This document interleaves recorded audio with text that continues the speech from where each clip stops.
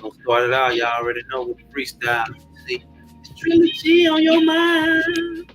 Think about it every time. Trilogy on your mind. Think about it every time. Trilogy on your mind. Think about it every time. Trilogy on your mind. Think about it every time. What's in a situation where ain't no devastation? Hold up on the one. That was the number two.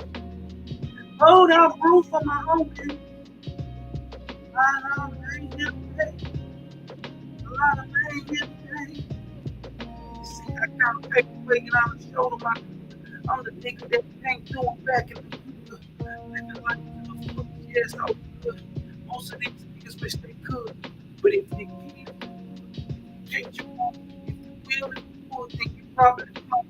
I went up there, came back down, went back up, from up down.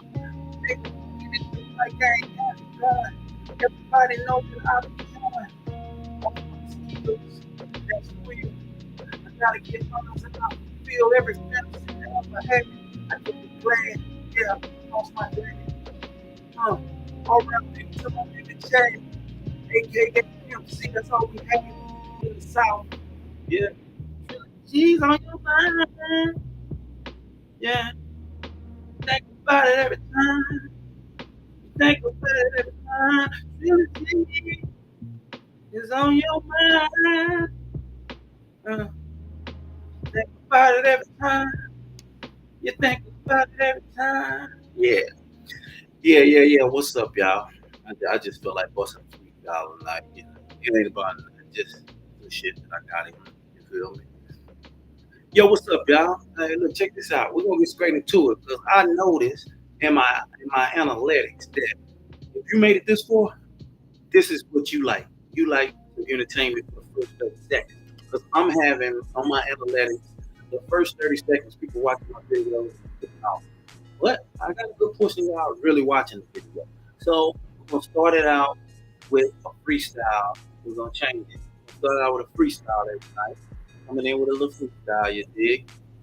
And then we're gonna get off into the show. Tonight we're going into Superhead, aka Karrine. Superhead. Man, she told it all. We forgot about Superhead. Hey, look, this is gonna tie back to Diddy situation. Yes, tying back to the Diddy situation. That's right. I said it. Let's go tie back to the Diddy situation. Uh-huh. Superhead. So I want y'all to drop on your belts. Hold on. Because we coming in strong. Y'all just sit back, hold up 1 second, and I'm right back.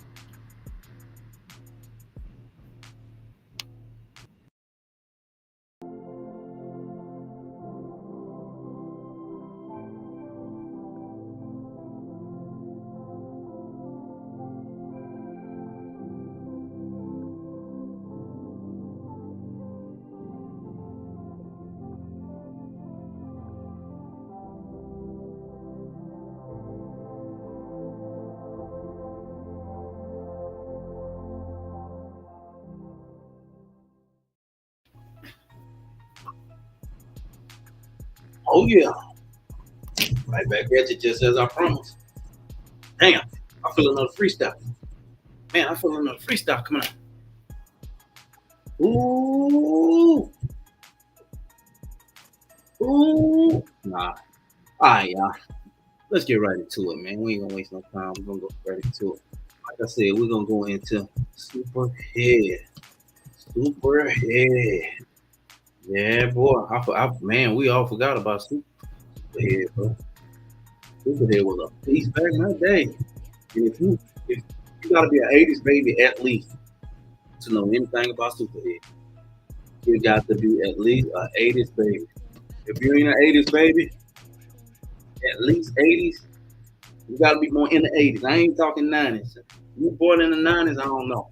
You gotta be born in at least the '80s. You know what the real deal is on Superhead. Like, yeah, you just gotta be. The only way you're gonna really know. And I'm just being straight up on it. One second. All right. I ain't gonna hold you for not how everybody been doing, man. Hope everybody is well within their means. I mean, as in with their health and with their family and with their situation. I hope everybody is in great, great. I really do. So, yes, indeed. Yes, indeed. Okay. So, I'm going to jump right in. Like I said, we're going right here. Get up the screen. Yeah, bam. There you go. Man, do anybody know? So let me know now. You gotta be born in the eighth. Yeah, you gotta be. See, that's why. She was born. She's 45 right now. She was born August 24th, 1978. That's crazy. The oldest son was born August. Spouse? Wow. I didn't know she married him. Darius is crazy. We're learning something together, y'all.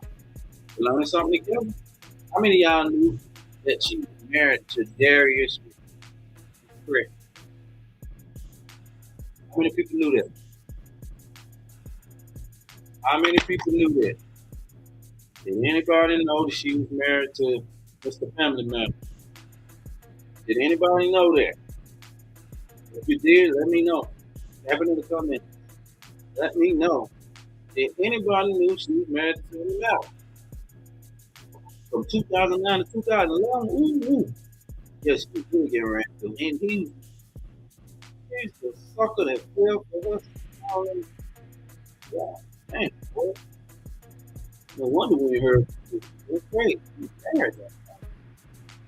I understand that she who she is, but goddamn, to be known like that, and too much popularity. I mean, too much popularity. Man, oh my god. Yeah, that's something I ain't know. That was a secret. Yeah, that was a secret. Hey, bro, kudos to you, buddy. So let's see who she really is. Karrine Steffens, also known as Elizabeth Ovens, is an American author, most notable of the Dixon series of books. She has worked as an actress and as a video vixen, having appeared in more than 20 music videos. She was born in St. Thomas, U.S. Virgin Islands. Oh, I didn't know that. Oh, wow. No wonder she came over here and terrorized these dudes. Killing with that accent. Killing with that accent. Came over here and terrorized a whole lot of guys. Terrorized a whole lot of guys. And he married. All right. Let's go back a little bit. Give me 1 second. Let's see here. The archive. Let's go into the archive. I want out to get this whole situation. But she is one of the girl. Oh, yeah. Oh, she actually will tell all book to be quite frank because we let this stuff be known, but we didn't know. We let this stuff be known, but we didn't.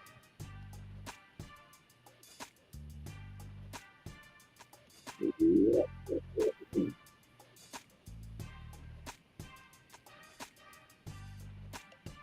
Give me one. What up with it? All right, let's get right to the part. 'Cause, I don't want to hold y'all on this. But yeah, she get right into it. She go in on Diddy, um, Herb Gotti, and she spoke about being with exhibit. Because I remember exhibit then spoke on the situation. So it's gotta be I'm with you.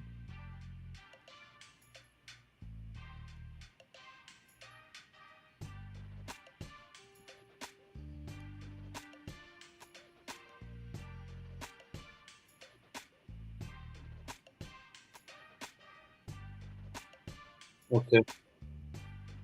All right, give me 1 second. Let's get y'all right up in here. All right, boom. Let's go with it. This is about the time I respun my feeling Irv Gotti, head of the label which housed my former lover Ja Rule, as well as singer Ashanti. Gotti would call me every time he was in town, even when he wasn't. When he called, I went to him. I did whatever he asked of me, and he would take care of me financially for the time that I spent with him and Inc. I was a part of something when I was with them, but I was also a drug addict and an alcoholic. From sun up to sundown, we were surrounded by ecstasy and cognac. It was literally there for breakfast, lunch, and dinner. I continued to be depressed after wrapping the movie and began to indulge even more in the dangerous habits that accompanied hanging out with this crowd. There was more sex, more intoxicants, and more unsavory behavior.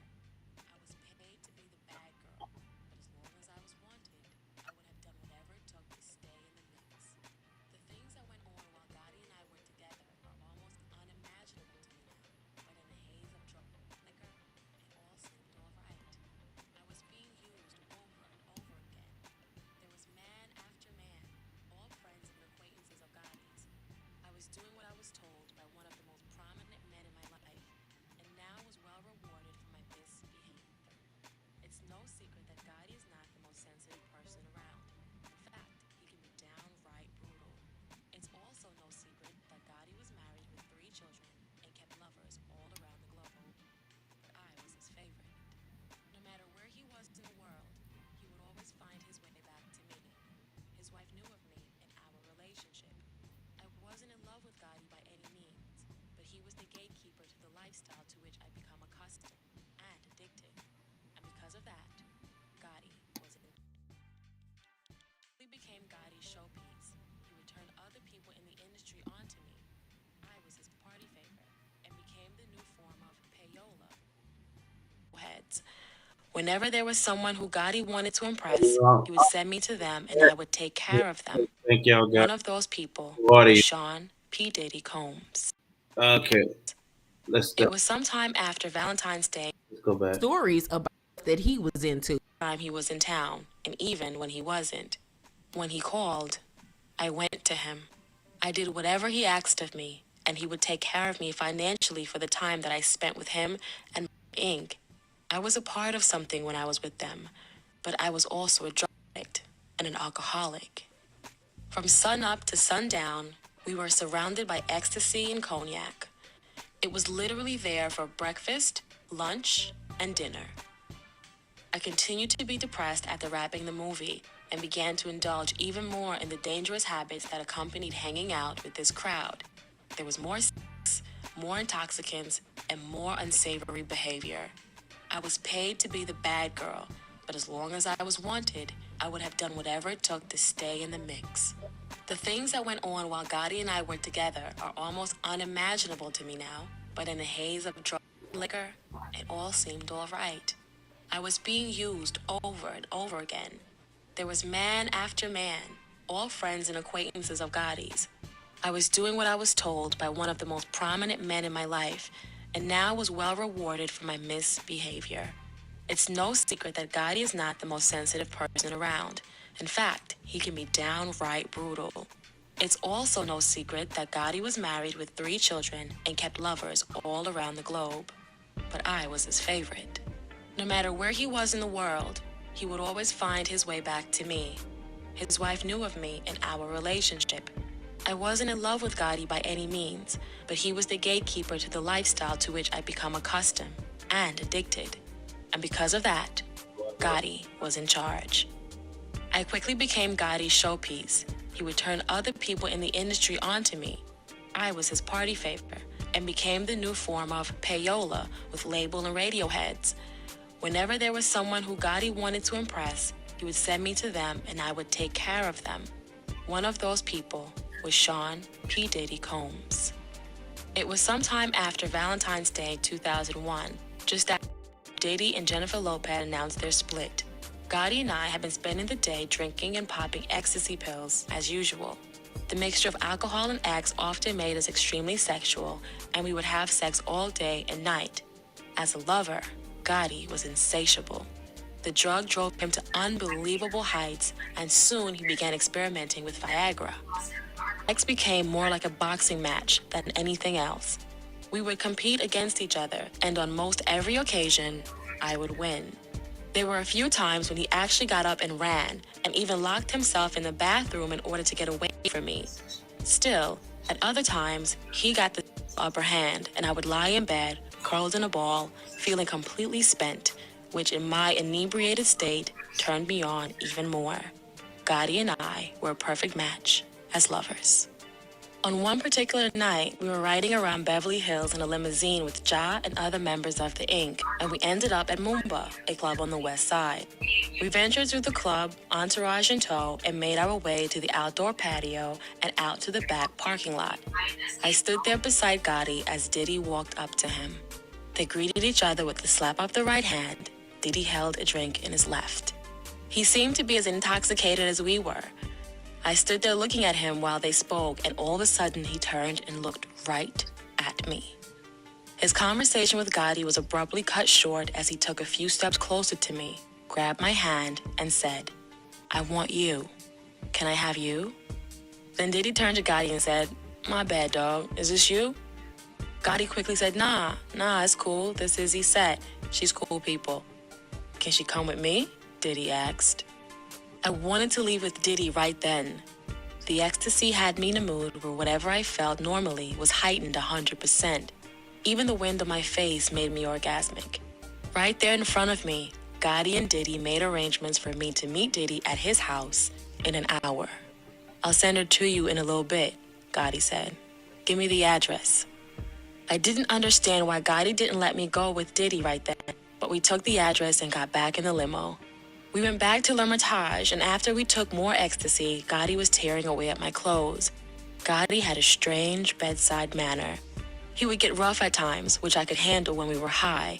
He also liked to compare himself to other men. He would want to know how they were built and how they had sex.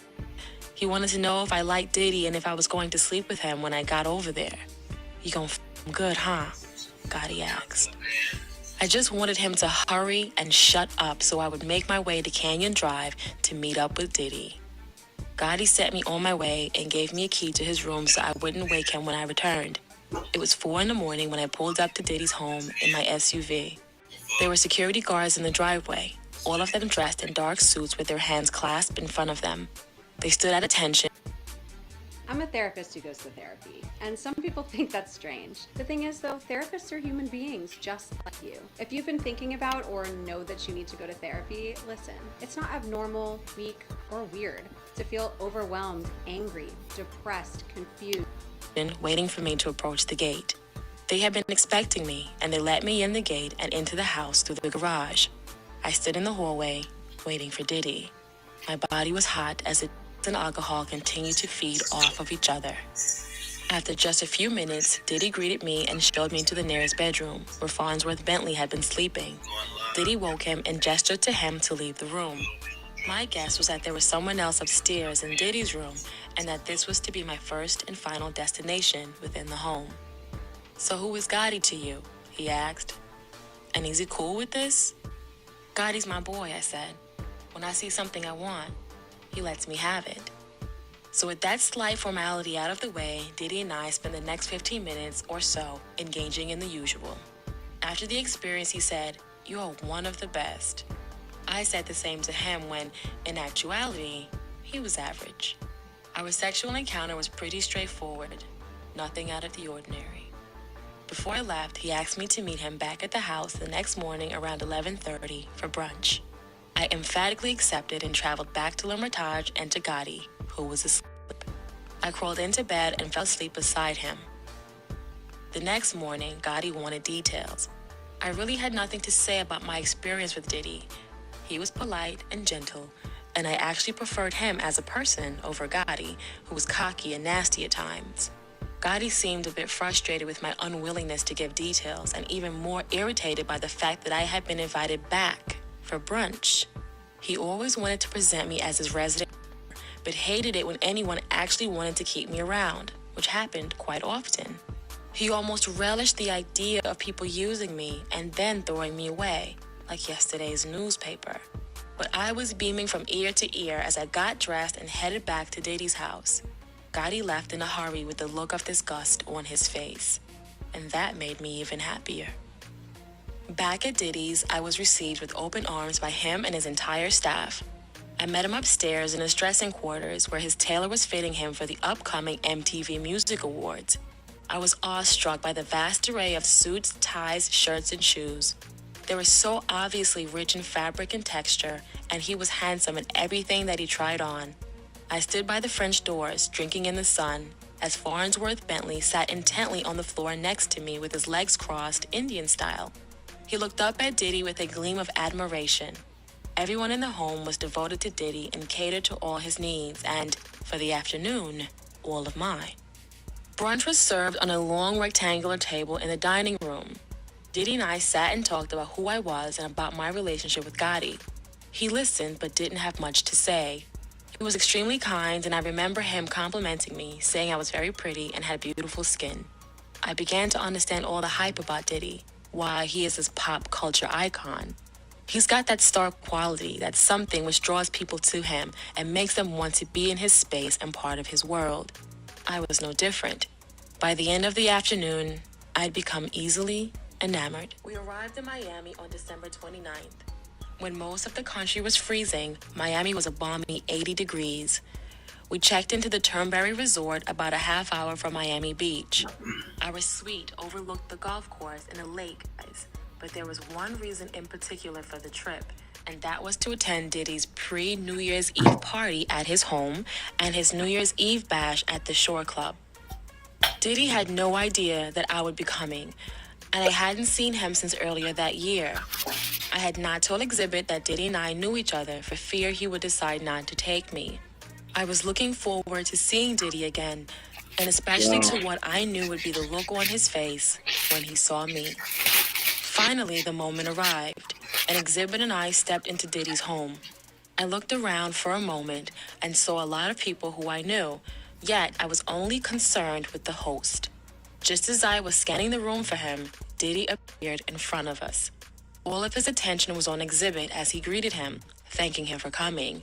As he moved down the line, his eyes fixed on my face and his jaw dropped. Diddy said his hellos and gave me a generous hug, then grabbed me by the hand and pulled me out to the front lawn. Diddy asked uneasily, "We're cool, right? I mean, we're friends, right?" I was confused by the line of questioning, but assured him we were, in fact, cool. He continued, "I'm saying no. You know I have kids and a mother and people who love me. I can't afford for anything to get out. I don't want them to be upset." I was still very confused, but reassured him that I would in no way try to harm him, and especially not his family and loved ones. We went back into the house and met back up with Exhibit. The look on Exhibit's face was asking, "What's going on?" And all I could do was shrug my shoulders. I had no idea. I went along to mingle with the rest of the attendees and say hello to the people I knew. Diddy and Exhibit disappeared upstairs at Diddy's request, leaving me baffled. About 45 minutes later, Exhibit came downstairs and grabbed me by my forearm, dragging me out to the front lawn. His eyes were wide and his mouth open. "What did you do to that man?" he asked. I was even more confused than ever. Exhibit went on to describe the conversation he'd had with Diddy. Diddy had warned Exhibit to be careful around me and to not let me near his home. Diddy even confided that he was in the process of buying the home we were in, but now that I had been there, he would not go through with the purchase. Then he said something even stranger. Exhibit told me that Diddy said, "She'll have you on video with fingers in your booty." By this point, Exhibit was just as confused as me. We stood on the front lawn laughing hysterically. Diddy appeared to be under the influence. But underneath the laughter, there was a serious thought running through my head. Why was Diddy this anxious around me?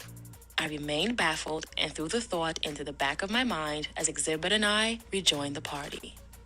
There was fabulous food and drink and plenty of other stimulation. We were all having such a good time, with maybe the exception of Farnsworth, who appeared to have gotten on Dee Dee's bad side that evening. We partied until the early morning and were expecting it all to come to an end when Dee Dee summoned Exhibit and me to join him in heading to a local nightclub.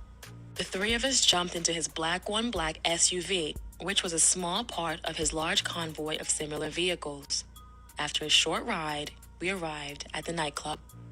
I don't remember the name of the club, but I do remember what it was like inside. At first, we all sat in the VIP area and cracked open a few bottles of champagne and made a toast to the new year. It felt good to be out with Exhibit and even with Diddy. We were all happy and living in the moment. All of the troubles which awaited me back in Los Angeles were just that, back in Los Angeles. The club was full of energy, the music was loud, and the dance floor was packed. There were several men who were shirtless, and the few women who were there were also wearing very little. Exhibit went crazy when we got on the dance floor. Not one for dancing, I stood on the sidelines and watched him. He was so happy, so free, and enjoying his blessed life. I couldn't help but feel a little sad as the alcohol began to wear off. I wanted this moment to last forever. The laughing, the sips of premium champagne, the loud music, and carefree feelings. I stood and watched Exhibit dance and jump around, greeting the fans who reached out to him. I noticed that the majority of the men around us were gay. There were a few gay couples scattered around the club, kissing and carrying on in dark corners. There were others dancing together on the dance floor, bumping and grinding. I flagged down Exhibit to share my revelation with him. I asked him, "Look around. Do you notice anything strange about this place?" He stopped dancing and took a second to look around the room. Soon enough, it hit him. "This looks like a gay club." I responded with a grin and a nod. This was Miami after all. The grin soon turned into roaring laughter as Exhibit stood there in disbelief. "Did this just bring us to a gay club?" he asked, laughing and laying aside, for a moment, the usual macho mantle that cloaks most rappers. Yeah, I'd completely forgotten about all of that until I downloaded her book the night before last and started listening to it again. I have not read or listened to this book since it came out in 2005. But this just proves once again that the entertainment industry, Hollywood in general, is just a cesspool of disgusting behavior, you know, by these men, and I'm pretty sure a lot of women as well. You know, even though she was a willing participant in all of, you know, plenty. Actually, a good party. You know? Exhibit. Florida, we got invited to a Puffy party, the New Year's Eve party. Went to the party. You know, all dudes. Yeah. Nah, it was actually a good party. You know what I'm saying? It was on South Beach, right? Right. So then we go to the house, and then he invited us to the house because he wanted to go to the club afterwards. Right? I was like, okay, cool. So Superhead is with me. You know what I'm saying? Karrine is with me. You know what I'm saying? Whatever. Superhead. Yeah. So she takes me. Puffy calls me outside. He's like, "Hey man, you know that girl you know about the girl you." I was like, "Yeah, everybody know about." You know what I'm saying? What's happening? You know, so he's like, that's the devil, man. You know what I'm saying? I was like, "What you mean that's the devil?" The devil got a pretty mouth. Yeah, and I was like, "What you mean that's the devil?" You know, and then he was like, "Yeah, man, she videotaped your fingers in." You know what I'm saying? I was like, "What?" Rewind. I heard a finger and a half going, what? She said so Puffy tells you that she will videotape you with fingers in the. And I was like, what does that mean? Yeah, what does that mean? So then I go back and I said, you a filmer. No, I did ask him. He's just like, whatever. He went off and did his thing. And I was like, he limping? He walked away and the nail fell out his boot. No, I'm going to clear this up. Because I'm not going to have my name. I ain't going to have my name out there crazy like that. Go ahead. So then she say, I told him what he told me, and she was like, oh, she started laughing like a you later. So then I was like, okay, well, I'm not going to make a big deal of it, whatever. So then then I guess he had some prior incident with her that he don't want nobody to know about. You know what I'm saying? So we get into the truck. He said, let's go to this club. So everybody following the car. The car is silent. You know what I'm saying? We get to this club, and then we walk in the back way. It's a VIP lounge. Ain't nobody in there. And then, you know, the club is going. It's all jumping. And then I'm sitting there with old girl. So then you know, he's doing his business. We go down and get a drink. You know, we sitting there bobbing to the music, and then she point over the corner. It's two dudes kissing. You know what I'm saying? It's this. You know what I'm saying? So I'm like, okay. Then it's girls in the club too, and then she point another direction. It's another dude over there, like butt ass naked dancing. You know what I'm saying? We take off, man. You know what I'm saying? We leave the club directly. I didn't say peace to nobody. I didn't see nobody. Gay. Yeah, it was suspect. A lot of suspect. The club was you could chalk it up to being in Miami or whatever. Blame it on the I've been in a gang. I've been in a gang of clubs, man. The club was called. And I ain't never mistakenly stepped into a club having that kind of activity. Yeah, so Karrine wasn't lying. She was not lying. So you can pretty much guarantee that the other things that she talked about came out with a story about one of Diddy's. We didn't talk about it on the show, but you told us off the show. Should I just tell you? Yeah. I mean, I'd love to. I mean, listen, this isn't alleged because it happened to you. No. But there's nothing alleged about this. Okay. It is a legend.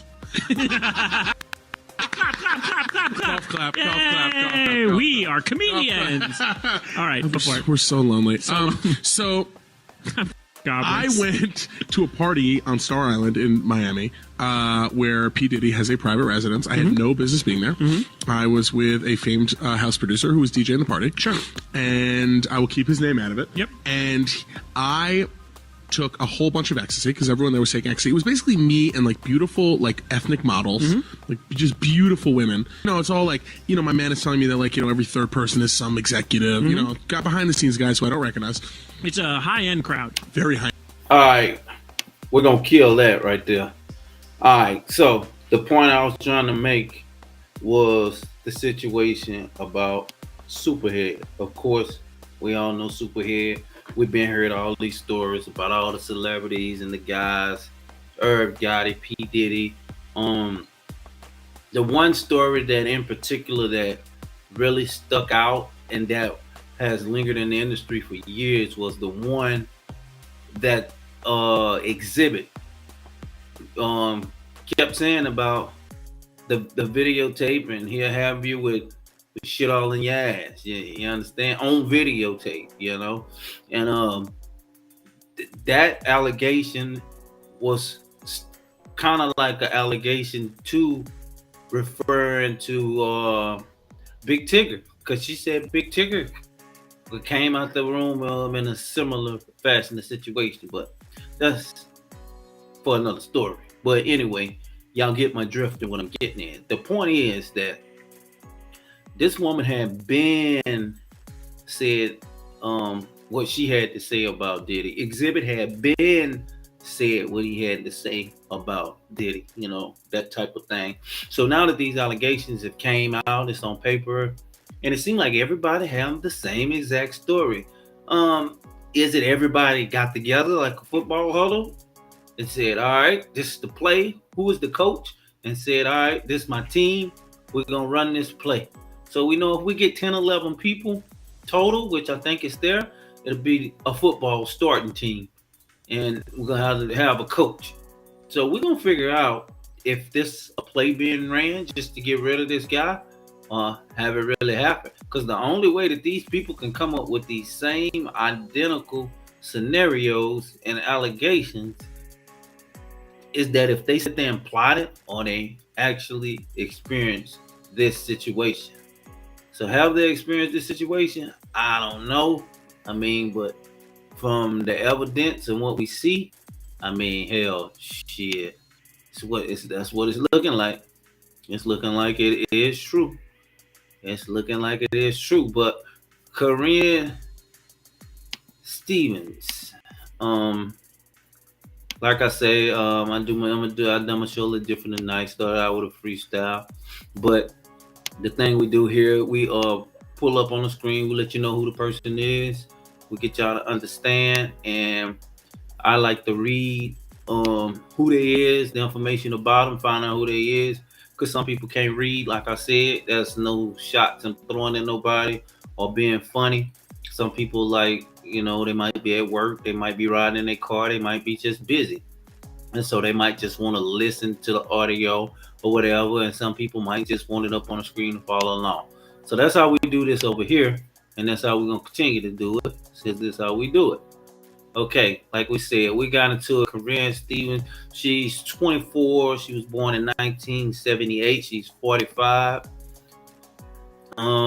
She's actually from St. Thomas and the Virgin Islands. I actually lived in the Virgin Islands for 2 years, which is a nice place. And I was in St. Croix, not St. Thomas. She's in St. Thomas. That's just the next little island. It was just a boat ride away. But I never knew that till today that she was from there.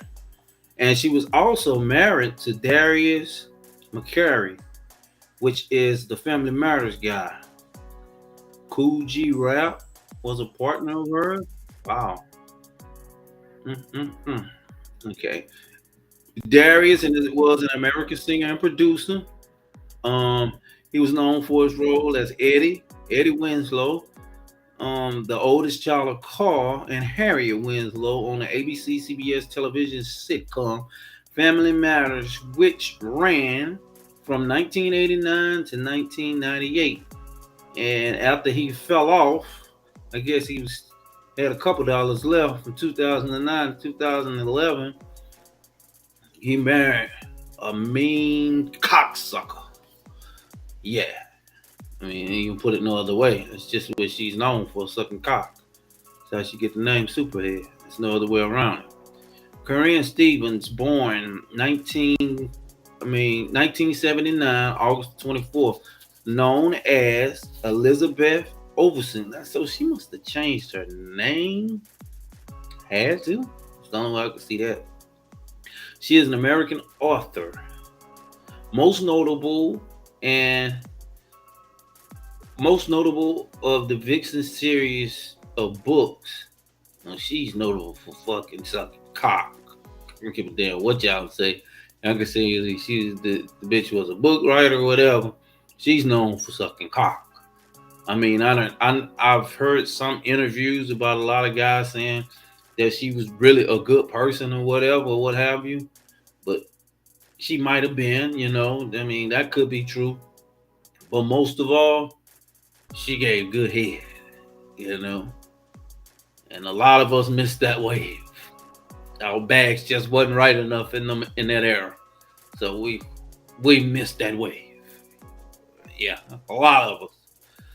Yeah, I don't think it'll ever be nothing like that, because the way these guys described her, say she make your goddamn steel toe boots ball up like boxing mitts. So shit, man. All right, let's continue. Yeah, Pinky ain't having shit on Superhead. Let's just know that. And again, you have to be an 80s baby to even understand this segment, to even know what's going on. You would have to be at least an 80s baby. If you was born in the 90s and 2000s, you got maybe a 5 to 10% chance if you were born in the 90s to know what's going on. But if you was definitely born in 2000s, you're out of there. But you had to be an 80s baby to really understand this and get this and know this history. This is history for real. Okay, she worked as an actress and as a video vixen, having appeared in more than 20 music videos. Well, shit, she appeared in more than 20,000 cocksucking videos rather than music videos. Yeah. In 2007 and 2008, Stevens visited a number of college campuses to speak about her involvement in the hip-hop industry and its expectations of a woman. Early life.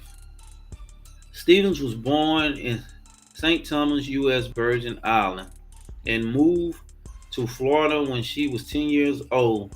She has written about her troubled childhood.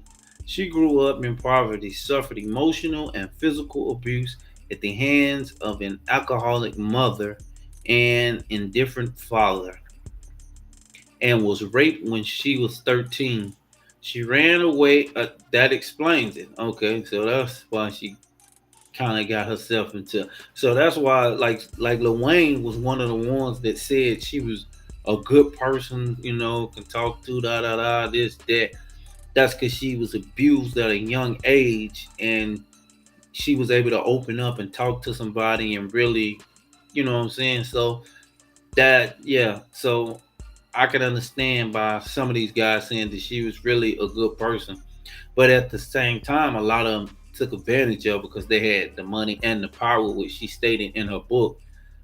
Um, it was just the lifestyle and the drugs. I mean, and if you was abused by your parents and then you was raped at the age of 13, I mean, yeah, you're still suffering from traumatic internal trauma. Yes. So yeah, I can kind of see why this situation is where it was, but and also being in poverty stricken people that never had nothing and don't really understand what material things is, and if you never had them, and if you do come into existence of them, it could make you feel a certain kind of way.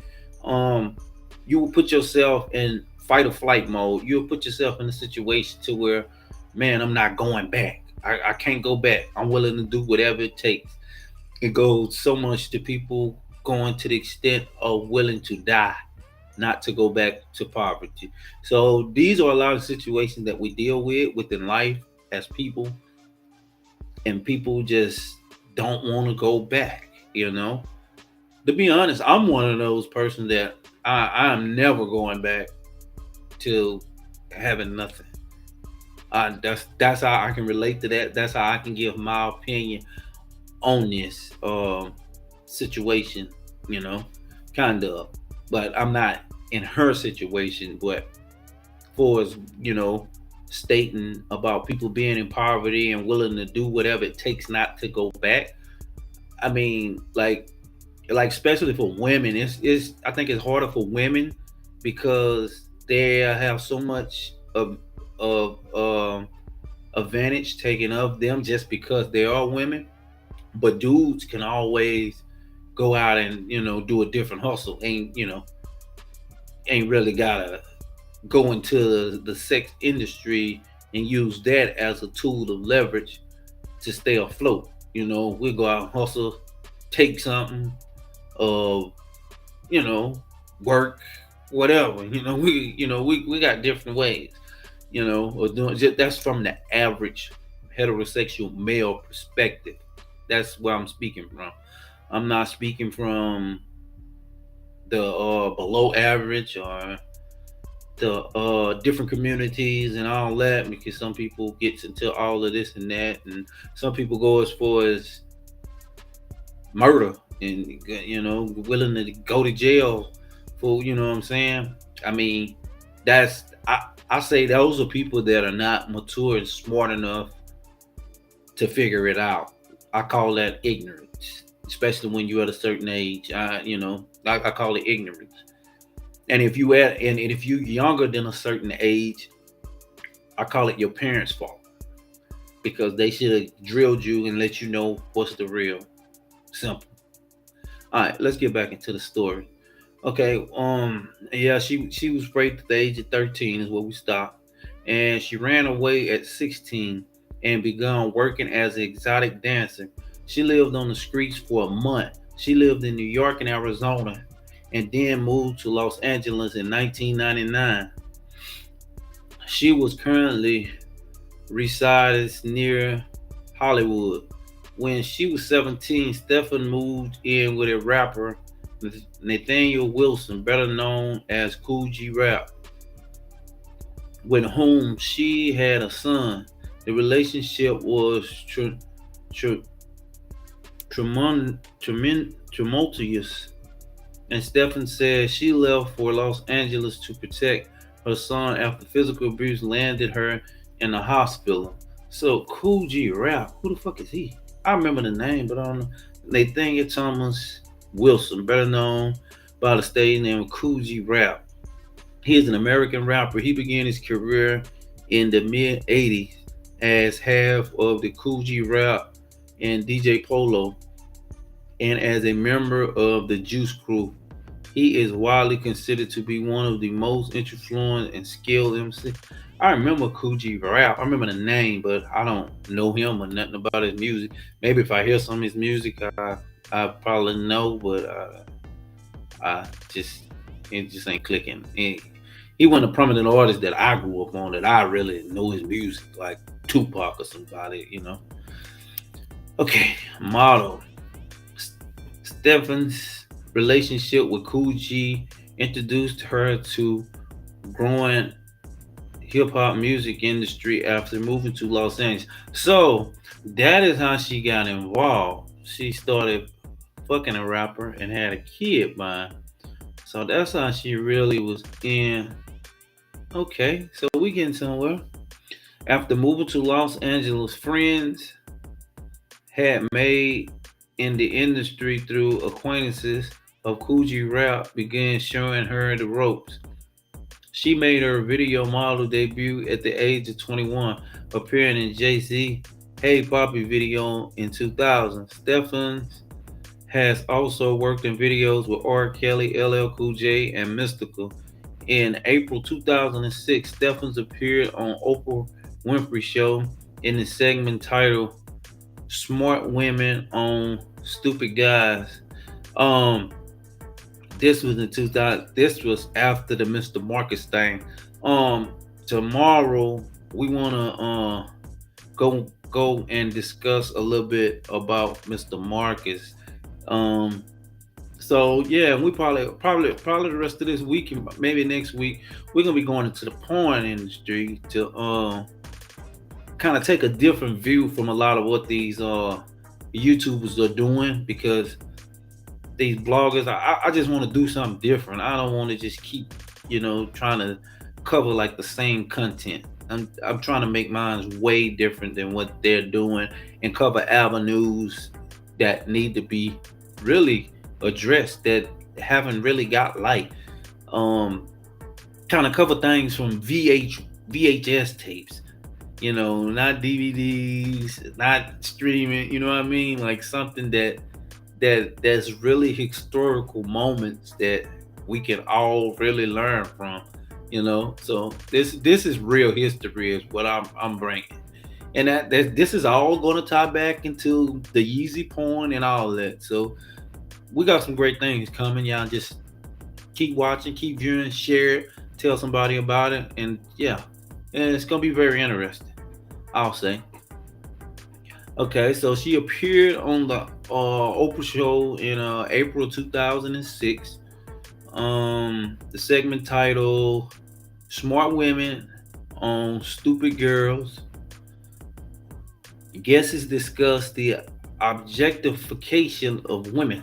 Stephens discussed how she has suffered sexual abuse as a child and how she allowed herself to be sexually exploited in order to obtain work in the music industry.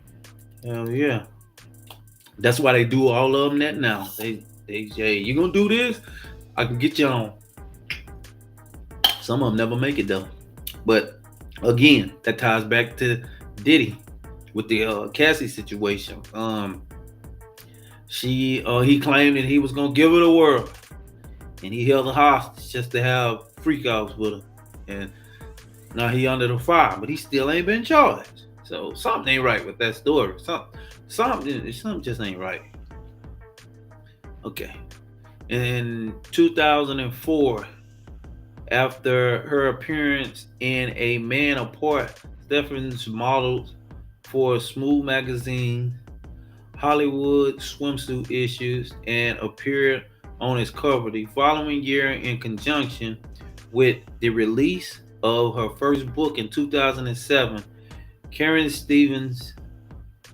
Stephens appeared in an exclusive photo layout and on the cover of the King magazine. Actress and rap career. In 2003, Stephens appeared in the action movie A Man Apart, starring Vin Diesel in 2007. Musicians Dalton Thomas and DJ Rude released a mixtape called Freaky Flows with a spoken word introduced and epilogue by Karen Stevens,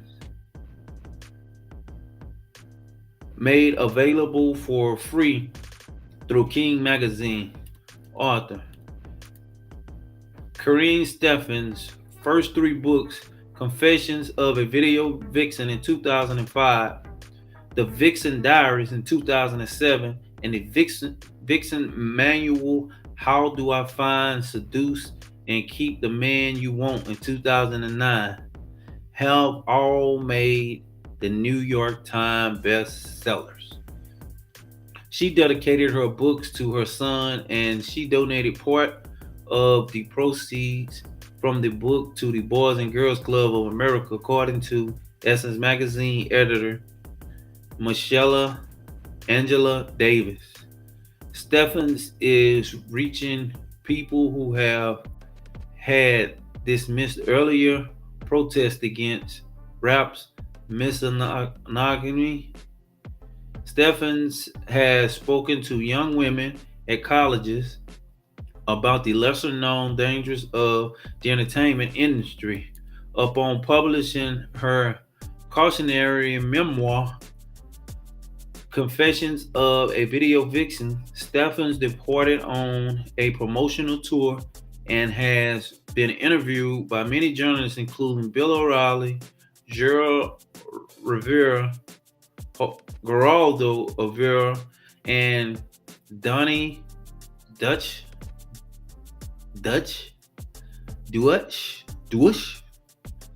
entertaining the New York bestsellers list at the number 7 and peaking at number 5.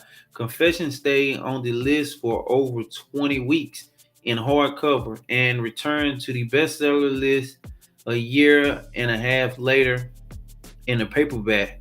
The Vixen Diaries, published by Grand Central Publishing, Hatch Book Group USA, formerly Warner Books, entered the New York Times bestseller list at number 6 in the fall of 2007. The Vixen Manual: How to Find, Seduce, and Keep a Man You Want entered the how-to self-help New York Times bestseller list in July of 2009 at number 7.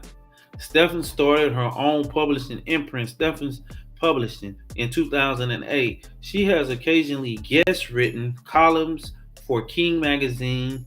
In March of 2010, Steffens announced on her website that she had signed 2 deals with Fox Television Studios.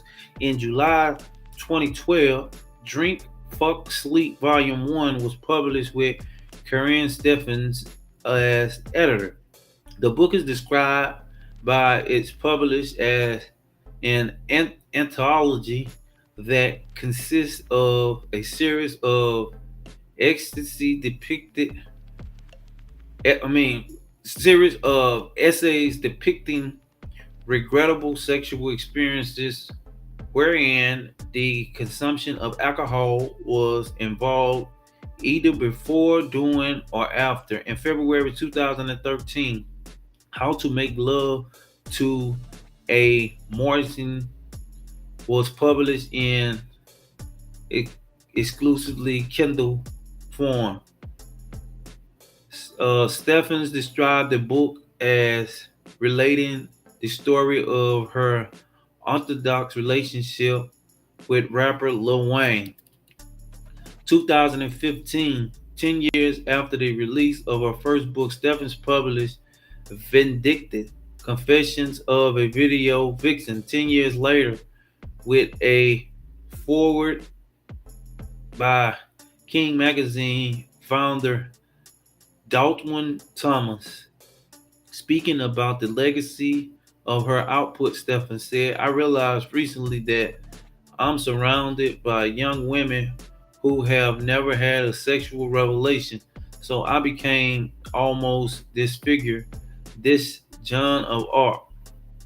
for them. So her work was Stephens, Karrine, Hunter, Karrine, 2005, Confessions of a Vixen, Vixen in Central Park. That's everything that I already read that she came on. Bunch of reference there, And so there you have it. So, okay. Let's give our thoughts on this and what we think about this. So, Superhead, Karrine Stephens. So, very interesting. So, what I do think, because she's starting back to surface a little bit in the news, like I say, I just want to bring up stuff that people really don't shine a light on that really need to be talked about. Because if this was really talked about, we wouldn't have the sexy reds, the glorrillas, all this bullshit promoting bullshit. If they only knew. So just imagine what they have done to earn those spots.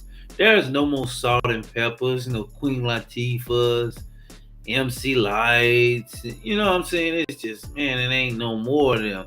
Now we had Lil Kim and Foxy Brown. When they came, they was borderline, but we knew they had to do a lot of shit that they didn't want to do to get those spots that they wanted.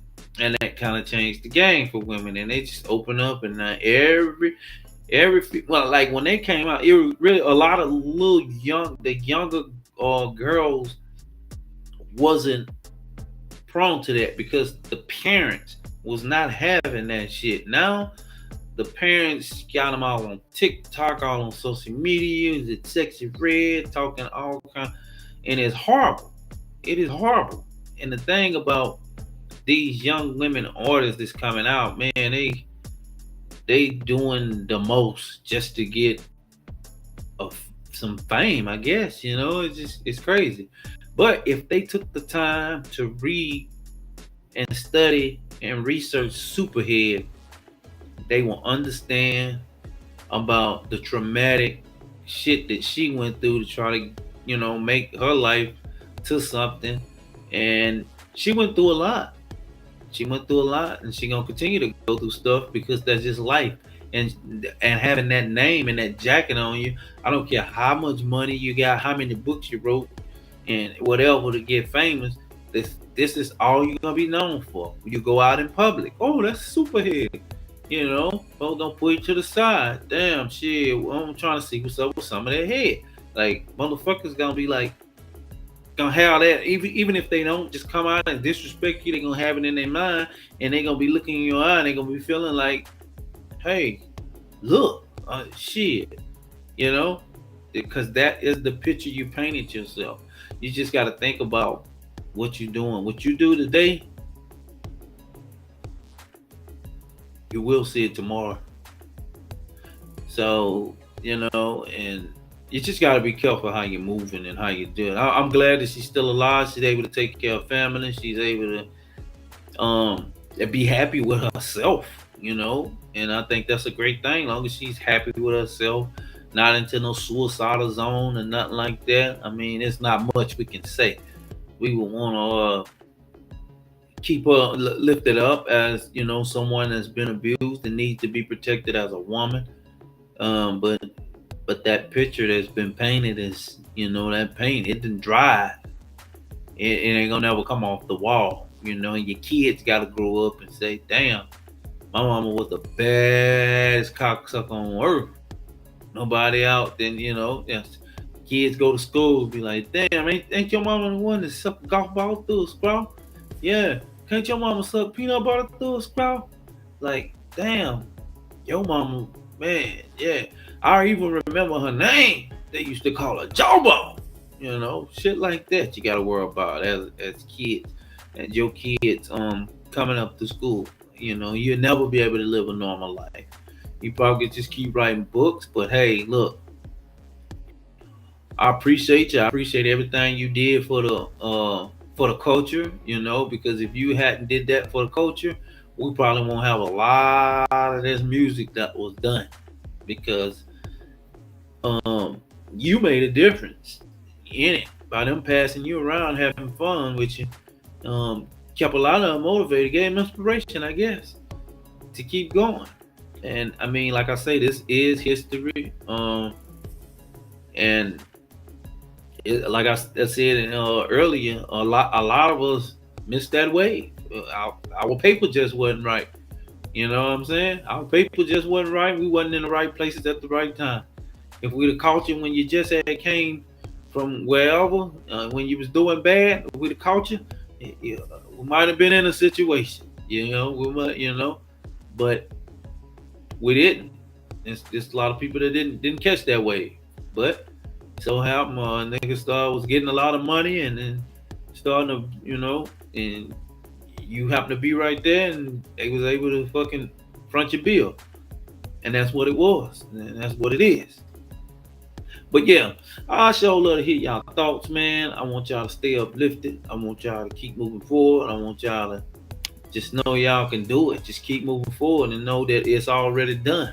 Anything you want out of life, you can get it. Just think about it, visualize it, push toward it, get it done. Just see it, visualize it. So, with that being said, I want you to always keep your vision trilogy. Go like, share, subscribe. Follow me on Instagram at Trilogy Vision. It's actually Trilogy_Vision. Follow me on Twitch, Trilogy Vision 100. And also follow me on YouTube, Trilogy Vision. Like, share, subscribe. Until next time, I'll see y'all. You dig?